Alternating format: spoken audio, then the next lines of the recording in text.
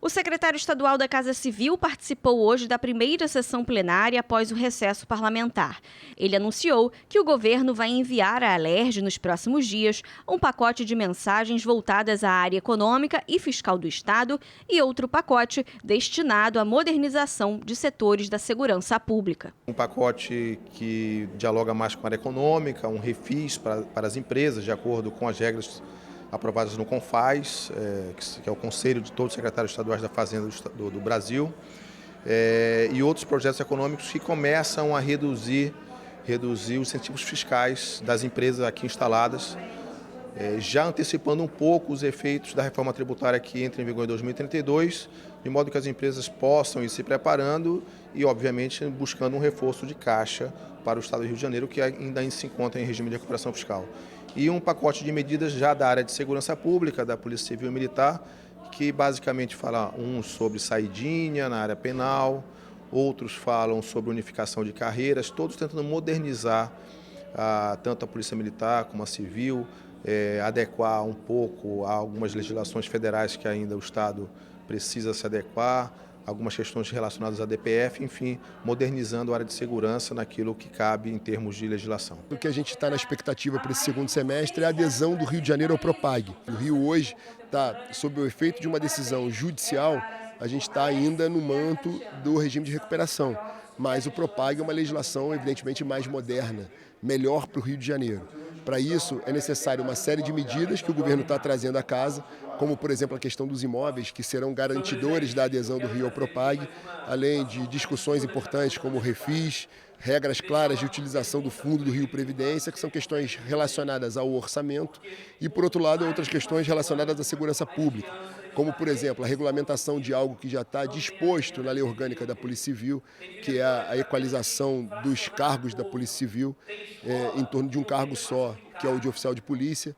Além disso, a autorização para que o Estado, através de regras claras, também possa instalar câmeras e se tornar o Estado mais monitorado do Brasil, além de outras questões relacionadas, por exemplo, ao aspecto penitenciário. São discussões prioritárias nesse segundo semestre que a Assembleia vai ter a sabedoria, a responsabilidade, sobretudo a independência para discutir esses dois temas que são sensíveis para o Rio. E a sessão plenária foi iniciada com a votação do projeto que cria no Estado uma política de conscientização sobre a importância do esporte para o desenvolvimento cognitivo e social de crianças e adolescentes autistas. O objetivo da proposta dos deputados Arthur Monteiro e Índia Armelau é alertar pais e responsáveis por meio de campanhas e palestras sobre a prática de exercícios físicos, além de capacitar profissionais para lidar com alunos autistas e promover a inclusão.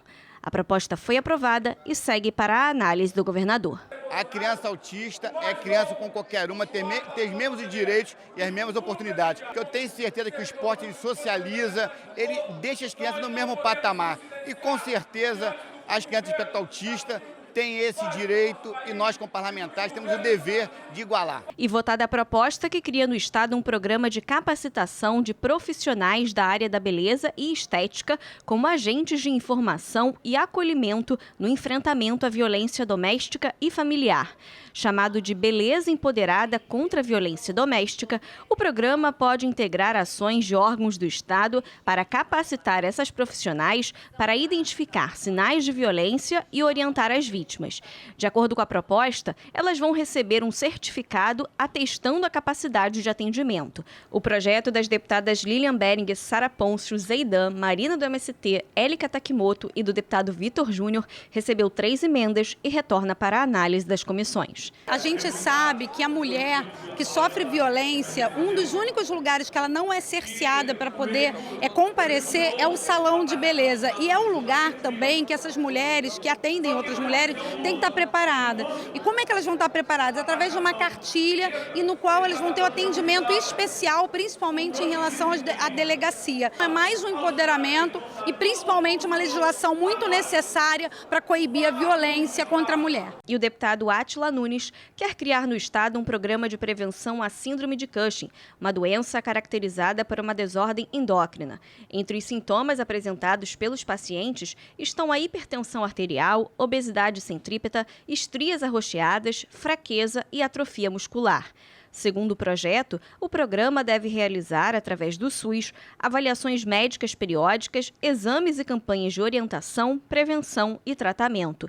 O texto foi aprovado e segue para a análise do governador. Mulheres vítimas de violência doméstica que se candidatarem a concursos públicos no Estado poderão ter isenção na taxa de inscrição desses concursos. O projeto apresentado pelo deputado Carlinhos BNH prevê que, para ter direito ao benefício, essa candidata deve apresentar a decisão judicial com medida protetiva ou trânsito em julgado expedido pela Justiça. Ainda está no texto que, caso sejam apresentadas informações falsas, essa candidata terá a inscrição cancelada ou a nomeação anulada. Esse projeto, que foi aprovado, segue agora para a segunda votação em plenário. E médicos formados antes da resolução do Conselho Federal de Medicina publicada em 2004 podem ser dispensados da exigência de apresentar o registro de qualificação de especialidade para atuarem como especialistas nas unidades de saúde e hospitais públicos estaduais. O projeto do deputado Rodrigo Amorim complementa a lei conhecida como Lei Moreno Moura, que proíbe a contratação de médicos generalistas ou residentes como especialistas nas unidades de saúde e hospitais públicos do Estado. A norma, também de autoria de Amorim, foi sancionada em maio e já está em vigor. De acordo com a lei vigente, os editais de contratação de médicos devem exigir a titulação específica do profissional no caso de especialistas. Além disso, médicos generalistas ou residentes não podem se identificar como especialistas sem o devido registro, estando sujeitos a punições.